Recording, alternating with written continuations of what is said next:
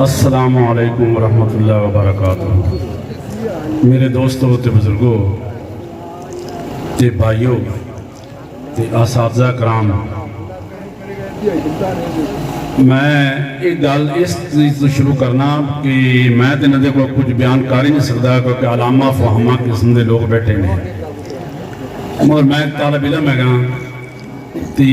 शेख साहब रंगे उस्ताद आके उन्होंने साढ़े रंगे बंदियां दे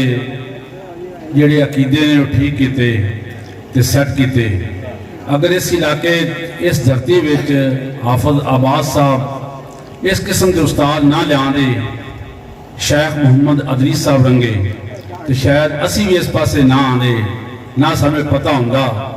इस जंगल दे विच मंगल की बना दिता है। अस तो जी नजर ना वेंदे सी, अस उस नजर ना इस इदारे में तकते सी, असीं आंदे भी इदारा की विच आके बन गया है।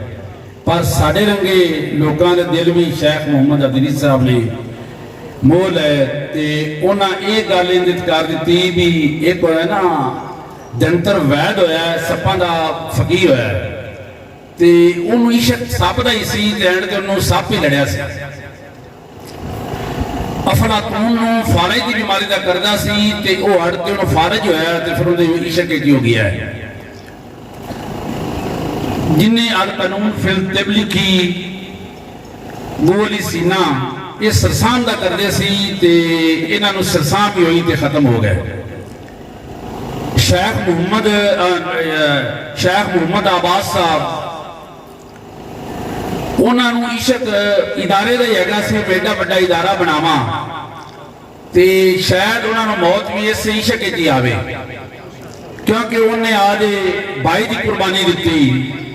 होर इस किस्म ने कुर्बानी दी। उन्हें आख्या उन्होंने नहीं उन्हें सामना किया, हो सकता नहीं मेरा इदारा जाता है वो सारे इदारे में बचा लिया तो भाइयों भी ये शुरू कर दिता है। ये होंदा इशक। अगर तुसी बन जाओ होर प्रोग्राम का ज़हन चोन इलम होर पास इस्तेमाल करने लग पाओ तो फिर सानू सिलम का की फायदा है जो सप बन के सन अगे जाके उड़ेंगे।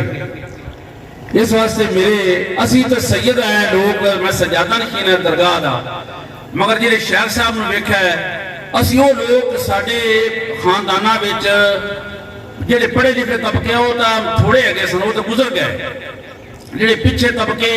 गलत किस्म के आ गया है तो उन्हें जिले औरतों को दम करना है तो उन्हें आखना धन बाबा घुमन शाह दे बच्ची को बच्चा ठार बच्ची दी आंदरा कर बच्ची दे कुड़ल, ये हर किस्म के दम होंगे है। तो साढ़े बुजुर्गों ने आते पढ़े लिखे आख्या ये शेख मुहम्मद अदरीस साहब ने आख्या भाई नहीं ये गल गलत है शाह साहब तुसी कुरान दे दम किते करो। मेरे वाले साहब दुनिया जिले चले गए ना तो मैनू आखन बेटा तू उस इदारे च लिया करो, नवा नवा इदारा तैयार हो रहा सी तो मैं उन्होंने सवाल किया तो जो अगे सी ना हाजी मुहम्मद सदीक साहब हाफिज अब्बास साहब के अब्बा जी वो मैनू आदे भी बैठे साढ़े सामने, वो मैनू आदे बड़ा अच्छा बंदा है बेटा तो बेटा बहुत अच्छा आदमी तो इदारा बना रहा है तो उन्होंने को तू गया कर बैठा कर।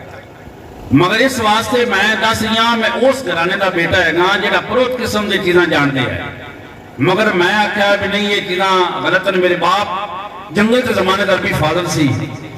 बड़े इस इलाके का लाइयों के जज सी,